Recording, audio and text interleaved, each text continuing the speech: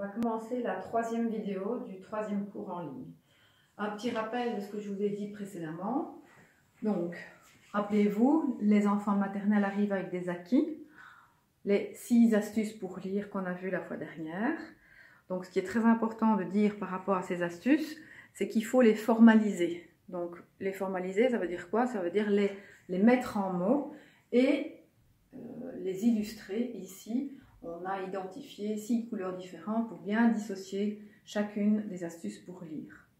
Autre outil dont les enfants disposent quand ils arrivent en maternelle, dans certaines classes en tout cas, c'est qu'ils ont vu la méthode des alphas. Donc, en général, les enfants qui ont vu la méthode des alphas connaissent déjà les lettres, les reconnaissent leur graphie et identifient également le phonème, c'est-à-dire le son que la lettre produit.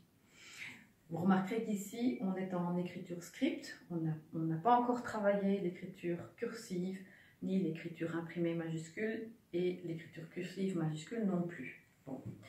Quoi qu'il en soit, les enfants arrivent avec des acquis, et comme je vous l'ai dit la fois dernière, quand on arrive en première année, on est le 1er septembre, on peut décider de travailler sur différents textes de lecture fonctionnelle. Qu'est-ce que ça veut dire, texte de lecture fonctionnelle? Fonctionnel, ça veut dire qu'il y a une fonction, qu'il y a une utilité.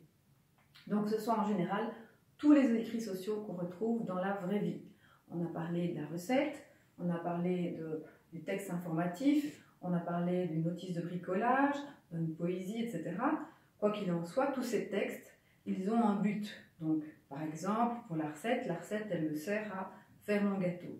Donc, j'ai un projet, quand je lis cette recette, c'est de faire mon gâteau. Donc, les textes de lecture fonctionnelle, ce sont des textes qui ont une utilité dans la vraie vie, donc une utilité sociale. Alors, la fois dernière, je vous avais dit que je vous avais parlé de 2 types de lecture, ici. Donc, en principe, je vous montre le document en question. Vous avez réalisé ce test. Qu'est-ce que ce test vous dit? Il vous dit que quand je suis un lecteur confirmé, j'utilise 2 stratégies bien distinctes en fonction du type de mots à lire. Si j'ai affaire à des mots connus, dont je dispose de représentations dans ma tête, je peux les lire sans difficulté, même si les lettres sont dans le mauvais ordre. Donc, c'est ce qu'on appelle la lecture globale. Évidemment, pour arriver à ce résultat, il faut avoir vu les mots assez souvent, ce qui n'est pas le cas des enfants de première année. Donc, ça veut dire qu'il va falloir driller à la lecture de ces mots, donc on a appelé mots-clés ou mots-outils, en les aidant à identifier des indices visuels comme les accents, le fait qu'il y ait des lettres qui montent, qui descendent. Évidemment, cette lecture, elle a un gros désavantage, c'est qu'elle mobilise évidemment beaucoup la mémoire. Hein. On ne peut pas imaginer que les enfants emmagasinent tous les mots existants dans leur mémoire. Donc, ça, c'est la limite de cette technique. L'avantage, c'est que je reconnais assez rapidement les mots. Donc, je vais identifier ce mot-là comme étant le mot maître, sans devoir le décoder, et du coup, j'accède plus rapidement à son sens. D'accord? Donc, j'ai vu la fois dernière que les 2 lectures étaient importantes pour pouvoir lire, puisque dans le même test, vous avez dû faire un autre exercice sur des mots que j'ai été chercher dans le dictionnaire. Hein? Donc, tous ces mots-là, ils existent. Pour pouvoir les lire, vous allez utiliser une autre méthode qui consiste à identifier les syllabes les unes après les autres. Alors, cette technique-là, elle est intéressante, notamment pour lire des mots peu rencontrés ou vus pour la première fois. Alors, comme dans l'autre technique de lecture, il y a des avantages et des inconvénients. L'avantage, on vient de le voir, c'est que ça permet de lire tous les mots. L'inconvénient, je vous ai mis ici un exemple, c'est que lorsque je lis en lecture syllabique, je vais donc identifier les lettres, les syllabes, et donc je vais avoir une lecture relativement hachée. Voilà un exemple, lo, ici je lis vite, ko, mo, ti, ve. J'ai quand même été relativement vite, parfois les enfants vont encore plus lentement. Résultat des courses, quand ils arrivent au ve, ils ont oublié ce qu'ils ont lu au départ. Et du coup, ils n'arrivent pas à avoir accès au sens du mot. Donc, c'est une technique qui fonctionne à tous les coups, puisqu'elle permet de décoder les mots, mais lire, ce n'est pas que décoder, encore une fois, ça c'est très important que vous ayez ça à l'esprit, puisque lire, c'est comprendre ce qu'on lit. Donc, l'accès au sens, c'est vraiment la compétence ultime à laquelle on doit mener les enfants. Donc, tout ça pour vous dire que ces deux petits tests vous permettent de voir qu'en tant que lecteur confirmé, on utilise nous-mêmes les deux techniques. Donc, avec les enfants, on va essayer aussi de leur apprendre ces deux techniques. On a vu la fois dernière comment vous pouvez travailler sur les mots en lecture globale. J'en profite pour vous dire ici qu'au niveau des mots qu'on met sur les plaquettes, parce que ça je ne vous l'ai pas dit la fois dernière, il faut absolument veiller à ce qu'on mette un seul mot par plaquette. Donc on ne va pas mettre le déterminant. Le 1 fait partie des mots outils, alors que mère, ça fait partie des mots-clés. Donc on va uniquement indiquer un mot par plaquette. La raison, c'est aussi, donc je viens de le dire, la première raison, c'est de dissocier les mots-clés et les mots-outils. L'autre raison, c'est que si je mets un 1, beaucoup de mots vont commencer par 1. Un maître, un instituteur, un avion. Et donc, je n'ai pas de technique pour différencier les mots. Donc, voilà la raison essentielle. Alors, j'en viens peut-être pour être un peu systématique aux documents. Ah oui, non, peut-être avant de parler des documents de travail que je vais vous montrer, je vais vous rappeler aussi ce qu'on nous avions dit sur les stratégies de lecture. Donc, on vient de voir deux techniques qui sont la lecture globale qu'on avait vue la dernière fois, les mots, outils, mots-clés. On a aussi vu qu'on pouvait identifier des lettres. D'accord, j'entoure en violet les lettres que je reconnais. Mais avant d'arriver à ça, donc on va utiliser ce que les enfants connaissent. On en a parlé tout à l'heure, les stratégies maternelles. Et puis, on va aussi utiliser des choses qu'on peut identifier nous-mêmes. Par exemple, identifier la recette. Si j'ai identifié le type de texte, par exemple, je peux déjà mobiliser dans ma tête toute une série de mots que je suis susceptible de voir. Par exemple, je sais que je vais certainement avoir le mot ingrédient, le mot ustensile, par exemple. Et puis, grâce à une autre stratégie, d'illustration par exemple, je vois qu'il y a des œufs, du lait. Et donc, je suis susceptible, quand je vois cette illustration, de me dire, ben oui, ces mots-là, ils vont apparaître également dans le texte. Donc, tout ça pour vous dire que avant de vraiment arriver à un résultat au niveau de la mémorisation des mots outils et des mots-clés, avant d'avoir suffisamment de bagages au niveau des lettres, je peux déjà développer toute une série de techniques relatives au type de texte ou relatives à l'illustration. Bon, alors, je relis un petit peu mes notes. Oui, alors ça veut dire en clair que des stratégies dont on a parlé au début, dont notamment celles sur le maternel, les stratégies maternelles, je vais les abandonner progressivement pour des stratégies plus efficaces. Donc je parle de stratégie de lecture pour le maternel, mais en fait je devrais parler de stratégie de pré-lecture, puisque ce n'est pas vraiment de la lecture, puisque ces stratégies-là ne nous permettent pas, à proprement parler, de lire. Bon, j'ai tout à l'heure évoqué cette stratégie-ci, j'entoure en violet les lettres que je reconnais. Il est évident qu'on ne va pas passer son temps à entourer toutes les lettres que j'ai vues. À un moment donné, il y aura une limite. Ce sera plus lisible si j'entoure toutes les lettres. Donc, cette stratégie-ci, que j'emploie au départ, je vais la supprimer dès le moment où je peux déjà identifier des petites syllabes, comme là, dans l'exemple que nous avions vu la fois dernière. Là, j'ai vu le là dans le texte de tout à l'heure, et je vois un autre texte où j'ai par exemple le mot laver, et donc je reconnais la syllabe là. Et puis lorsque les enfants ont vu toutes les lettres et toutes les lettres, oui je dis bien, je vais non plus uniquement souligner les syllabes que j'ai déjà rencontrées, mais je vais pouvoir découper, et donc je retire cette stratégie-ci, découper n'importe quel mot en syllabes. Voilà, donc tout ça pour vous dire que les stratégies de lecture, elles sont nombreuses. Ici, j'en ai vu quelques-unes. Il y en a une quinzaine. Je les aborderai l'année prochaine lors du cours d'AFP en bac 3. Et on verra la continuité entre ces stratégies. Donc, on les verra de la maternelle jusqu'à la deuxième primaire. Et ça, c'est le cours de l'année prochaine.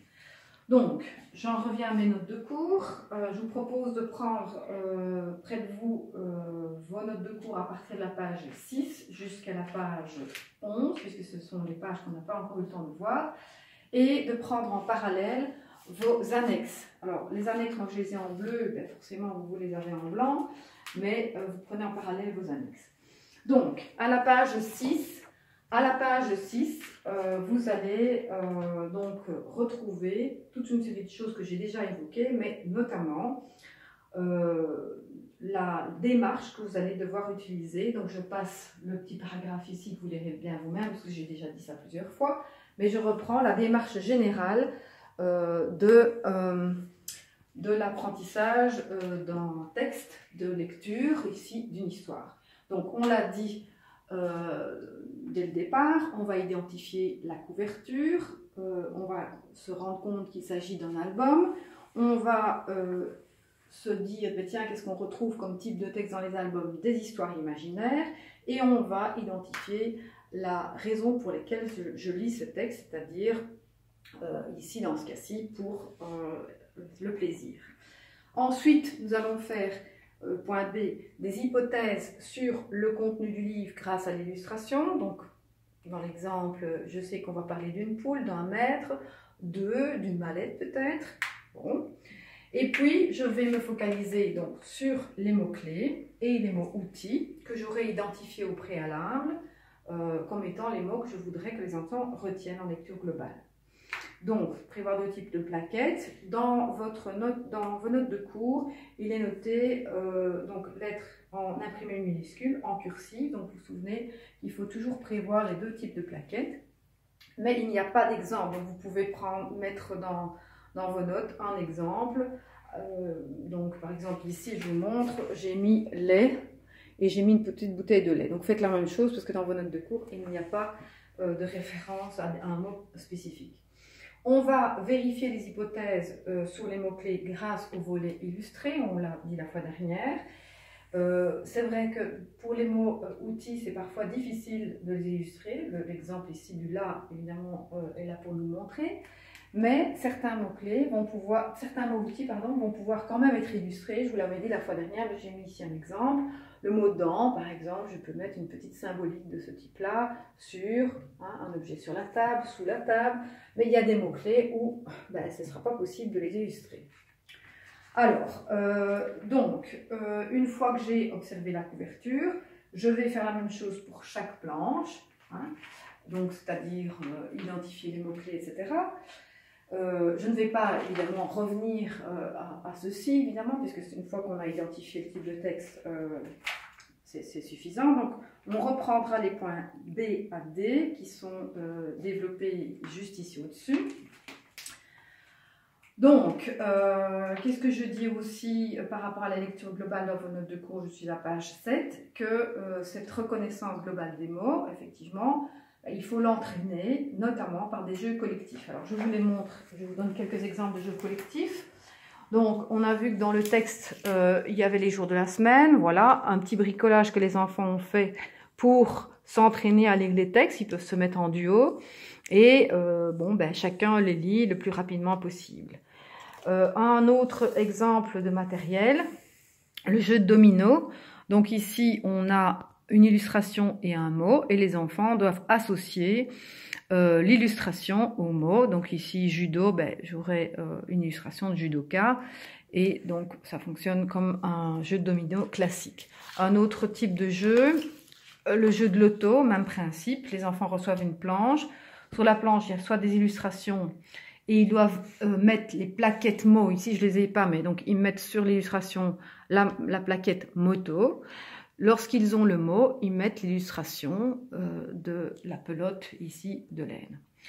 Voilà des exemples de jeux collectifs. Un peu plus tard, toujours sur les mots clés ou les mots outils, donc en lecture globale, je peux travailler avec le phraséodisque. Donc vous voyez qu'il y a ici en filigrane le sujet. En gros, ici vous avez les verbes et là vous avez les compléments.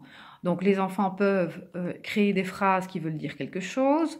Donc Léon joue avec des marrons, bon ça peut être jouable, mais si je mets, je sais pas moi, le lion joue avec un cochon, c'est plus improbable. Donc les enfants peuvent créer des petites phrases avec les mots qu'ils ont déjà vus en lecture globale. Un autre exemple ici, c'est une autre présentation. Ici c'est un petit texte. Vous voyez qu'il y a des cadres avec des mots manquants. Donc les enfants reçoivent des plaquettes et doivent indiquer dans les espaces les mots manquants. Et puis ils peuvent se corriger avec une plaquette qu'on leur donne, une plaquette autocorrective où ils retrouvent les mots manquants. Voilà pour ce qui concerne les jeux collectifs qu'on peut faire en lecture globale. Mais bien évidemment, on va aussi les entraîner au niveau individuel sur la lecture de ces mots. Et vous avez des exemples d'exercices, donc sur ici l'annexe 2. Donc quel genre d'exercice? Donc vous avez par exemple le mot lapin et puis 4 propositions et les enfants doivent entourer le mot qui correspond au mot de référence qui est le mot lapin. Et là, au départ, tout au début de l'année, il va utiliser par exemple la silhouette du mot. Il va voir que j'ai une lettre qui monte, une lettre qui descend. Donc là, j'ai une lettre qui descend et une lettre qui monte, donc c'est pas bon. Ah, ici, j'ai effectivement une lettre qui monte et qui descend. Là, les autres lettres, je n'ai qu'une lettre qui descend et pas de lettre qui monte. Donc, par élimination, il va pouvoir dire que le même mot se trouve ici. Ici, qu'est-ce qu'il va choisir comme stratégie? Des stratégies qu'ils ont vues en maternelle. Donc, par exemple, je vois bien que ça ne peut pas être ce mot-là puisqu'il est plus grand. Ici, je vois aussi tout de suite qu'il y a un accent. Donc, c'est le seul mot qui a un accent. Il y a un accent, pardon. Le mot carotte, j'ai une lettre qui monte, ce qui n'est pas le cas ici, ni là. Enfin, vous avez compris le système, hein. Là, l'accent circonflexe. Autre exemple d'exercice en lecture globale, j'associe donc l'écriture script avec son correspondant en cursive. Étant donné que ce sont les mêmes stratégies que je peux utiliser, ben je peux identifier quel est le même mot puisque je vois qu'il y a une lettre qui monte et une lettre qui descend ici. Alors, voilà ici un autre exemple d'exercice pour aider les enfants à retenir globalement les mots. Donc, vous voyez qu'on brasse tout le temps les mêmes mots, ce sont ceux du texte qu'on nous venons de voir. Ici, on associe le mot à son illustration. Voilà pour les mots en lecture globale. Et les exercices en lecture globale. Annexe 2. Alors, donc, qu'est-ce que je mettais en remarque? Il faut prévoir des panneaux suffisamment lisibles, évidemment, de tout le texte pour que chacun puisse bien voir. Toujours bien associer le mot en imprimé avec son correspondance cursive, ça je l'ai déjà dit. Lors de la lecture de la phrase complète, ça c'est très important. Dans la vidéo précédente, je vous ai montré qu'il fallait évidemment que l'enseignant lise un certain nombre de choses que les enfants ne savent pas encore lire. Par exemple ici, il va dire le, et puis là c'est un mot qu'on connaît, donc je vais aller voir là ce qu'il voulait dire. Maître demande à la poule. Vous voyez que j'ai montré chaque mot isolément. Ça, c'est très important. Je ne dis pas « le maître demande à la poule », je montre chacun des mots que je lis. Pourquoi? Les enfants doivent comprendre qu'un mot il écrit correspond à un mot à l'oral. Ça, je reviendrai là-dessus, mais retenez ça. C'est très important qu'ils comprennent qu'il y a une correspondance entre la chaîne acoustique, hein, donc ce que je vais dire, et ce que je vais écrire. Il y aura autant de mots prononcés que de mots écrits. J'y reviendrai l'année prochaine, donc on ne va pas s'attarder trop longtemps là-dessus, mais je vous le dis déjà. Alors, concernant la lecture technique maintenant, ce que j'ai appelé lecture technique, aussi appelée lecture alphabétique ou syllabique, toujours est-il qu'on est dans le décodage ici, ou l'assemblage. Donc, je vous l'ai dit, le lien qu'il y a avec la lecture fonctionnelle, c'est que je vais isoler un mot, ici, par exemple le mot là, et je vais en profiter pour étudier une lettre. Dans un premier temps, ça va être d'abord les voyelles, une lettre sur laquelle je vais travailler spécifiquement. Alors, ce travail se fait en différentes étapes, et c'est ceci que je vais vous développer maintenant. Donc, première étape, la reconnaissance auditive de la lettre. Donc, je vais reconnaître la lettre à l'audition. Je vais demander par exemple aux enfants, est-ce que j'entends A dans arbre? D'accord? Et je commence d'abord au niveau de cette reconnaissance auditive par des mots, oui je dis bien, où le phonème se trouve au début. Pourquoi? Parce que je peux insister. Ou à la fin. Donc, est-ce que j'entends A dans panda? Je peux insister sur le A. Et je terminerai par des mots où le phonème se trouve à l'intérieur du mot, comme dans château. Alors, je vous l'avais déjà dit, mais je vous le répète ici, il est indispensable de bien distinguer le nom de la lettre, d'accord, et le bruit qu'elle fait. Le nom de la lettre, c'est B, et son bruit, c'est B, d'accord? Donc, il faut vraiment bien verbaliser ça avec les enfants pour qu'ils ne lisent pas cette lettre B, mais qu'ils la lisent B. D'accord? Sinon, évidemment, si je vois le mot balle et que je n'ai pas ça en tête, je vais lire béal. D'accord? Alors, première étape, donc reconnaissance auditive de la lettre. Et les étapes que je vais citer ici, vous les avez déjà vues avec Madame Brand quand vous avez fait l'étude d'un son. Hein, ça reste identique. Ensuite, reconnaissance visuelle de la lettre dans les 3 écritures. D'abord, on va identifier la lettre dans une série de lettres. D'accord? Donc, je vais mettre plusieurs lettres et puis les enfants devront entourer, par exemple, la lettre A. Puis dans des syllabes, puis dans des mots et puis enfin dans des phrases. Troisième étape, je vais travailler l'écriture de la lettre. On en a déjà parlé la fois dernière. Petite précision supplémentaire, on va d'abord commencer sur le plan vertical. Donc, on va d'abord travailler dans les airs. Donc, l'enfant va prendre son doigt en guise de crayon. L'enseignante se met dos à la classe pour être dans le même sens qu'eux. Et il va bien préciser comment il faut former la lettre. Donc, je vais commencer par monter et puis je vais faire une boucle. Puis, je soulève mon crayon, donc je ferme mon doigt, je replie mon crayon en quelque sorte.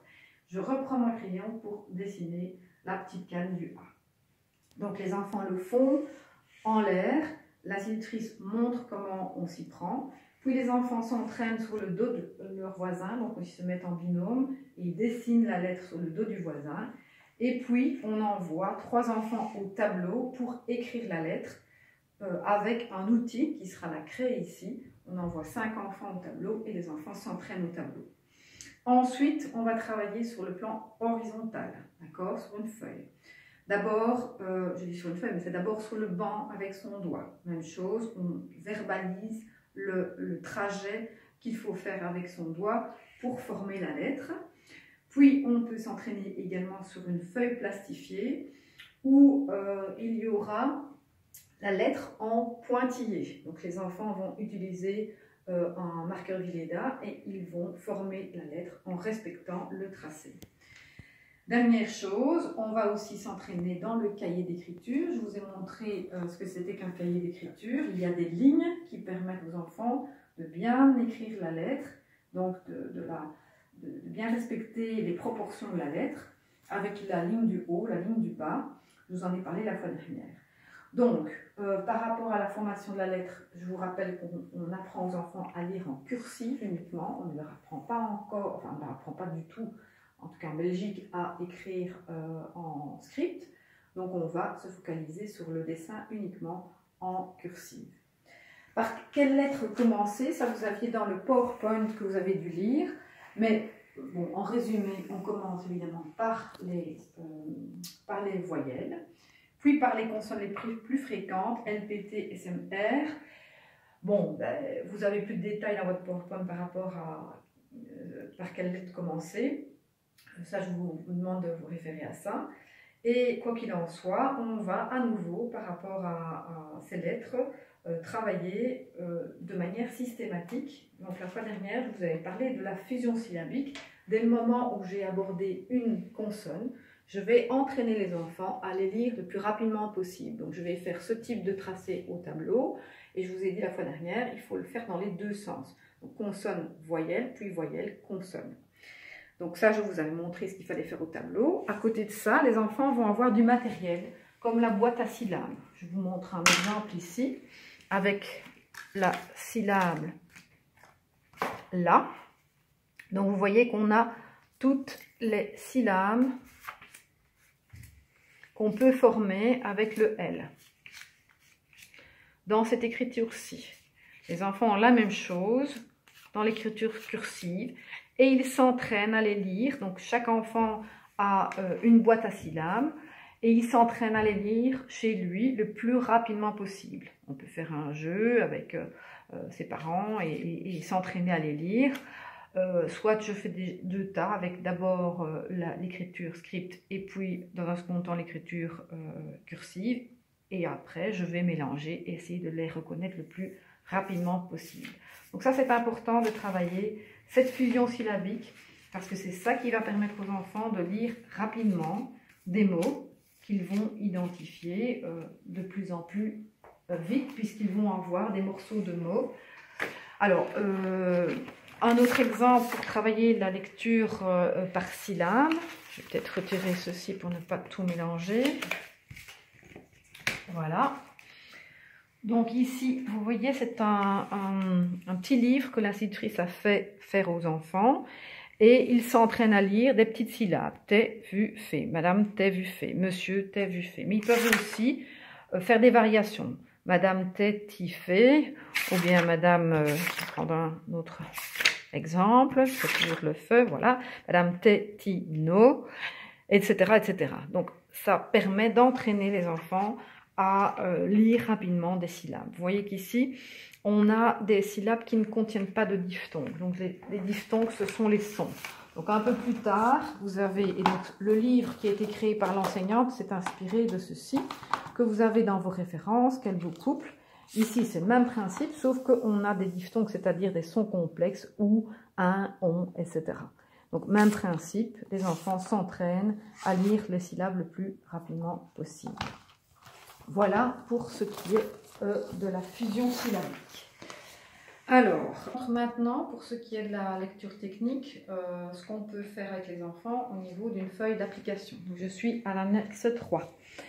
Donc, on a dit qu'il fallait travailler d'abord la reconnaissance auditive. Eh bien, on peut le faire par des exercices de ce type-là. Donc, colorie les dessins où tu entends « O ». Évidemment, il faut se mettre d'accord sur ce que veut dire chaque dessin. Donc ici, on pourrait dire que c'est un bic, mais vous voyez que l'enfant l'a entouré, donc c'est que l'enseignante a considéré que c'était un stylo. Donc là, on se met d'accord sur ce que veulent dire chacune des illustrations, et puis on écoute le mot, hein, stylo, est-ce que j'entends O? Ben oui, j'entends O, donc je l'entoure. Puis je vous ai dit qu'il fallait aussi travailler la reconnaissance visuelle. Donc, je vous ai dit d'abord reconnaître les lettres dans une série de lettres. Ici, on est directement dans la syllabe, puis dans des mots, d'accord? Puis, on demande aux enfants aussi, là on est de nouveau sur la reconnaissance auditive, et 3 dessins avec O, donc où tu entends O, d'accord? Alors, on a parlé aussi, voilà un autre exemple, où on travaille toujours la reconnaissance auditive. Donc, porte, ici, ce qu'on entend O, l'enfant doit mettre une croix. Parfois, il y a des choses plus difficiles où il y a 2 phonèmes à identifier, coccinelle, donc il y a 2 syllabes. Et puis, je vous ai parlé de l'écriture de la lettre. Donc ici, on est dans des exercices d'écriture de la lettre dans des mots spécifiques. Donc, les enfants, ici, sont en début d'année, hein, et ils écrivent les lettres manquantes. Voilà. Alors, voilà pour les exercices que vous trouvez dans vos notes. Alors, je vais vous parler maintenant de la farde de lecture que je vous ai déjà montré dans une précédente vidéo, pour vous montrer un petit peu la progression sur une semaine. Donc, vous voyez ici, on est en début d'année, je suis dans la partie technique, la première, j'apprends à lire.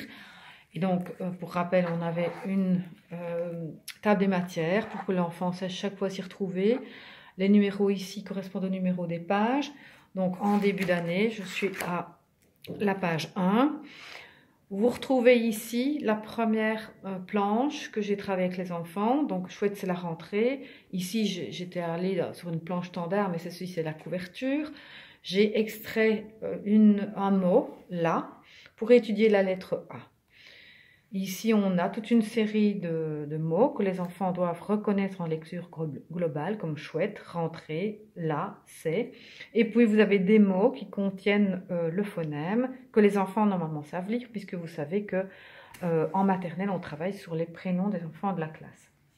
Donc, exemple de progression, donc on va, le premier jour, au départ de la lecture fonctionnelle, isoler une phrase qui contient évidemment la lettre que je veux étudier. Le deuxième jour, on va leur demander de s'entraîner sur la lecture de ces deux petites choses-là. Et le troisième jour, ils vont s'entraîner à reconnaître ces mots-là. Et ces mots-ci, évidemment. Alors, j'oublie un truc. Alors, ici, quatrième jour, on est dans la farde de son dont je vous ai déjà parlé également. Et donc, le quatrième jour, les enfants font la fiche qui concerne la lettre étudiée. Donc ici, on a un exemple avec I, comme dans mardi, d'accord? Les enfants s'entraînent à écrire la lettre, ils ont des mots qu'ils doivent identifier qui contiennent la lettre étudiée. Ces mots-là, je vous rappelle que c'est les prénoms des enfants, donc normalement, ils savent les reconnaître. Voilà l'affaire de lecture. Voilà un autre exemple sur le A, puisque c'est celle-là que vous avez dans vos notes de cours, hein, même principe, d'accord? Et je vous avais dit que cette phare de lecture était évolutive, hein, donc voilà, un peu plus loin dans la phare de lecture, vous retrouvez cette fusion syllabique dont je vous ai déjà parlé. Et je vous ai dit également que cette phare de lecture suivait les enfants pendant 2 ans. Donc, on va retrouver par exemple des choses plus complexes en deuxième année, dont on parlera l'année prochaine dans la progression au niveau de la lecture. Donc, mais comme ça, vous l'aurez déjà vu. D'accord? Alors, je reviens dans les notes de cours. Je suis donc à la page 10. Et ici, on vous donne un autre exemple de ce que ça veut donner dans l'affaire de lecture. Je mets en parallèle l'original, puisque vous avez ici des photocopies de l'affaire de lecture. Alors, on travaille ici sur un autre texte, on est plus loin dans l'année. Et c'est à l'époque où on commence à aborder les premières consonnes. Donc ici, c'est un texte sur toute une série de règles à respecter quand on va en bibliothèque. On doit respecter le livre. Un livre, c'est un ami. Voilà un extrait d'une phrase de ce texte. Premier jour, on va lire la phrase issue de la lecture fonctionnelle. Première partie, c'est ceci. Hein, là, donc quand je dis première partie, vous avez vu que le document était toujours séparé en 3 parties. Deuxième jour, on va s'entraîner à lire les syllabes le plus rapidement possible. Troisième jour, on va lire des mots contenant la lettre en question. Quatrième jour, vous voyez ici, on a déjà des petites phrases. Mamie a une moto. Mais aussi des phrases du genre « Papy aime les pommes ». Et vous voyez qu'ici, il y a un mot compliqué puisqu'il y a une diphtongue, le son « est », A-I, que les enfants ne savent pas encore lire. Donc, vous voyez qu'ici, l'institutrice a utilisé des petits symboles avec un cœur pour que les enfants sachent lire ce mot. Vous voyez également qu'elle a apposé en dessous du mot « pomme » une petite croix pour bien montrer aux enfants que cette lettre ne se prononce pas. Alors, vous voyez qu'ici, elle a construit un texte qui reprend des acquis des enfants en lecture globale, des mots qu'on a vus dans d'autres textes. C'est chouette, vous voyez, ça c'est les mots qu'on a vus dans le premier texte. Chouette, c'est la rentrée. C'est chouette, Léa a lu un livre. Mamie et sa moto, etc., etc. Donc, vous voyez qu'elle entraîne les enfants à lire des petits textes, des petites phrases qui contiennent des mots qu'on a vus précédemment dans les autres lectures. Alors, ensuite, voilà, je vous montre un petit peu ici ce que ça donne au niveau de la phare de lecture. Au fur et à mesure, les enfants sauront identifier de plus en plus de mots. Et donc, du coup, elle va pouvoir leur faire lire des petites phrases. Voilà, ici on est un peu plus loin dans l'année, je vous montre. Et puis voilà, le genre de choses qu'ils peuvent déjà lire assez rapidement. Voilà, et au fur et à mesure, voilà, on continue à travailler les lettres. Et puis ça nous permet de lire de plus en plus de choses. Je vous montre un peu plus loin dans l'année. Voilà, on est là. Et puis voilà, on arrive avec déjà un beau bagage de mots, hein, que les enfants maîtrise. Alors, je vais maintenant vous parler de la problématique peut-être plus spécifique des diphtongues. On va venir ici. Parce qu'effectivement, en français, il y a énormément de ce qu'on appelle les sons. Hein. Donc, les sons, ce sont tout ce que j'ai mis ici. Donc, ça va être un vrai problème puisque beaucoup de mots contiennent ces diphtongues. Alors, le temps qu'on voit toutes les lettres. Donc, on a vu que dans le PowerPoint, on vous suggère de travailler 2 lettres par semaine. Donc, il y a 26 lettres. Ça signifie qu'en gros, on arrive à Noël. Hein, donc, à Noël, on aura vu toutes les lettres. Mais dans de nombreux mots qu'on va côtoyer, on aura des diphtongues. Donc, ce qu'on peut proposer pour les aider à lire ces diphtongues, c'est le système que je vous propose ici. Donc, on va associer à chaque son un dessin et un mot de référence. Donc, ici, le « ou », ce sera « bouche ». Et vous voyez que le dessin qui a été fait, c'est le dessin de la bouche. « Heure », comme dans le mot « fleur ». On a dessiné une fleur autour du son « heure ». Rond, on, etc. etc. Hein, donc poire, eau. Et là, vous voyez, quelle que soit d'ailleurs la manière dont on écrit le son O, qu'il s'écrive comme ceci, AU ou EAU, on dessinera des gouttelettes d'eau. Idem pour le en de rectangle, on va le dessiner un rectangle aussi autour du son ici qu'on retrouve dans le mot dent. Ok, donc ceci va être un référentiel intéressant qu'on peut d'ailleurs mettre assez rapidement dans la classe au mur pour que les enfants puissent lire des mots qui contiennent ces diphtongues. Alors, je vous montre ce que ça pourrait donner. Voilà, ici on est à Noël, je vous ai dit à Noël, normalement toutes les lettres ont été vues. Et donc voilà ce que l'enseignant donne comme type de texte aux enfants. Donc, pour que vous ayez une petite idée de ce qu'ils sont capables de lire à Noël. Donc, au pays des grands froids, vous voyez qu'elle a utilisé le rectangle. Ici, elle n'a pas dessiné, comme moi je l'ai fait dans mon affiche, le dessin dans le mot, mais en dessous du mot, mais ça revient au même. D'accord? Et elle combine un petit peu toutes sortes de systèmes. Donc, tout à l'heure, je vous ai parlé de la lettre muette, hein, une petite croix en dessous de la lettre muette. Et un peu plus loin, voilà, c'est ce que je voulais vous montrer. Parfois, parce qu'ici, en première année, on n'aborde que les sons simples. Les sons simples, c'est-à-dire essentiellement des sons avec 2 lettres. Vous voyez qu'ici, dans soleil, on a un son plus complexe. Le son ei, donc là, 3 lettres. Donc 3 lettres, on le réserve à la 2e année. Donc du coup, qu'est-ce qu'elle fait pour que les enfants sachent reconnaître ce mot? Elle dessine le soleil. D'accord? Voilà, donc pour que vous ayez une petite idée, voilà ce qu'ils savent lire déjà, comme lire. Et elle met le code dont je vous ai parlé au verso pour que les enfants en gardent une trace. Donc, je reviens dans mes notes de cours, ici. Voilà. Donc, ceci vous est expliqué ici en bas de la page 10. Alors, c'est pas fini. Hein, une fois qu'on a abordé les mots en lecture globale, la technique, et qu'on a déjà abordé certaines stratégies de lecture, ce qui nous intéresse, et c'est ça, lire, c'est de comprendre ce qu'on lit. Donc, je suis à la page 11. Là, on va proposer aux enfants d'autres exercices qui sont des exercices en référence avec le sens du texte. Je vous en donne un exemple. Non. Alors, voilà les exercices que vous pouvez trouver dans vos annexes, annexe 4, des exercices qui portent sur la compréhension du sens du texte. Donc, remets les jours de la semaine dans le bon ordre. Donc, vous avez vu que dans l'histoire, le maître rencontre chaque fois un personnage, donc il doit associer ça au jour de la semaine où il les rencontre. Écrit sous chaque animal le jour de la semaine où il rencontre le maître. Ben là, les enfants ne savent pas encore écrire le mot mouton en écriture cursive. Donc là, on va lui demander de l'écrire en bâtonnet, comme il l'a appris en première année. Des vrais ou faux, donc joue avec l'âne, la poule va acheter du lait. Donc là, évidemment, dans ce type d'exercice, l'enseignante va lire les phrases, puisque les enfants ne savent pas encore lire tout en début d'année.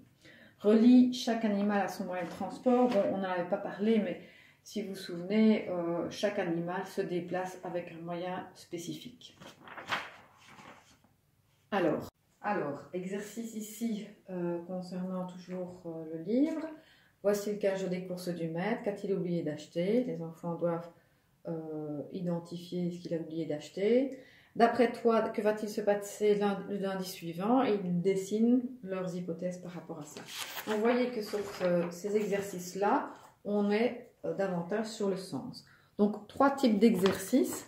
Des exercices de reconnaissance globale liés à la planche. 1. 2. L'exercice de reconnaissance de la lettre étudiée au départ du mot qu'on a sélectionné, mais ce mot est toujours issu de cette lecture. 2e type d'exercice. Et 3e type d'exercice, c'est l'exercice lié au sens. D'accord? Alors, dernière chose que je voudrais vous montrer.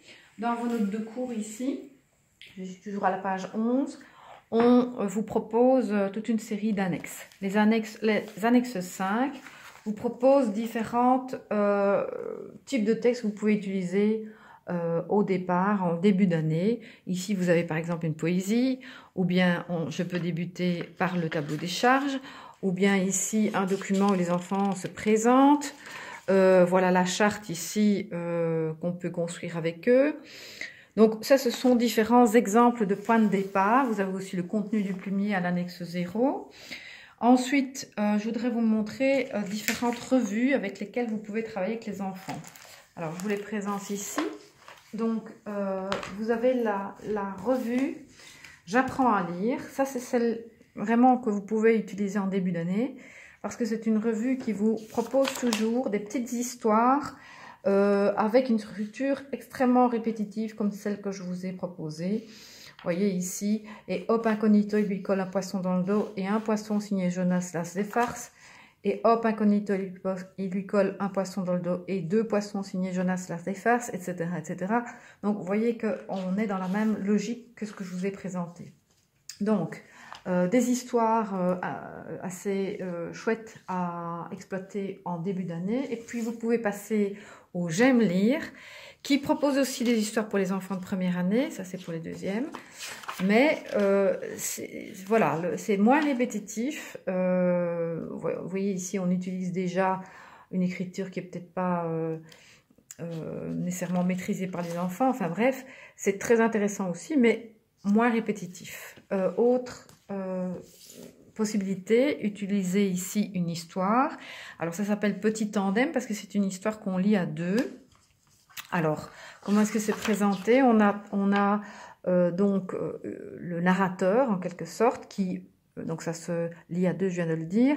Le narrateur va lire cette partie-là du texte et l'autre enfant va lire les dialogues qui sont insérés dans les bulles. D'accord? Voilà. Je voulais vous montrer aussi ma petite fabrique à histoire qui ressemble un peu au livre Quel beau couple que je vous ai proposé. Donc ça, c'est des livres que vous trouvez dans le commerce. Donc soit vous lisez, j'ai été un peu vite là, la phrase qui a du sens. Donc ici, quand ça a du sens, toutes les couleurs sont les mêmes. Sur la lune, le martien promène une étoile, évidemment. Ça a du sens, mais on est dans le fantastique, on est bien d'accord. Donc en forêt, l'orage arrose les feuilles mortes. Mais je peux aussi faire des phrases complètement qui n'auront absolument pas de sens. Voilà, à Paris, l'orage cueille un bel igloo. Donc ça ne veut absolument rien dire. Mais donc, on est dans la logique de construire des phrases avec des mots qui se trouvent sur des bandelettes ici. Donc, voilà pour les documents que vous trouverez. Je vais peut-être vous montrer aussi, donc annexe 7, c'est la planète des alphas, on en a déjà parlé. Mais je vais peut-être vous montrer encore 2 autres outils qui sont intéressants. Ce sont les abécédaires. Alors, premier abécédaire, c'est celui-ci. Donc, l'alphabet zinzin, il y en a plein des abécédaires. Donc, je vais peut-être enlever ça parce que celui-là va avec l'autre. Donc, c'est un abécédaire où vous retrouvez, je vais prendre un exemple un peu simple, voilà. Vous retrouvez la lettre, les différentes écritures de la lettre et tous des mots qui commencent par la lettre. Ces mots se retrouvent ici sur la page illustrée. Donc, A comme accordéon, comme ardoise, etc. Autre type d'abécédaire, et là vous êtes dans l'écriture imprimée majuscule. Donc, c'est une frise que vous avez avec cet abécédaire-ci. Je vais en retirer ici ce qu'il y a sur la table. Donc, le principe, c'est quoi? C'est que vous avez une lettre qui prend la forme d'un mot qui commence par cette lettre. Donc A comme asperge. Vous avez un petit texte qui comprend plein de mots avec la lettre étudiée. Donc attention, attention, avis à tous nos adorables amis, etc., etc. Vous voyez qu'il y a plein de mots qui contiennent la lettre. Et vous avez les 4 écritures dont je vous ai déjà parlé. Idem pour B de B. Et là, vous avez une frise au-dessus qui reprend toutes les lettres de l'alphabet en imprimé majuscule avec un moyen mnémotechnique pour aider les enfants à retenir l'association graphème-phonème, donc le fait que le B, cette lettre-là, c'est effectivement une lettre qui est composée de B pour aider les enfants à retenir cette association. Voilà, ceci clôture le 3e cours en ligne. J'espère que je n'ai pas été trop répétitive. En tout cas, j'espère qu'en tout cas que ça vous aidera à comprendre le cours en autonomie. Voilà, à bientôt.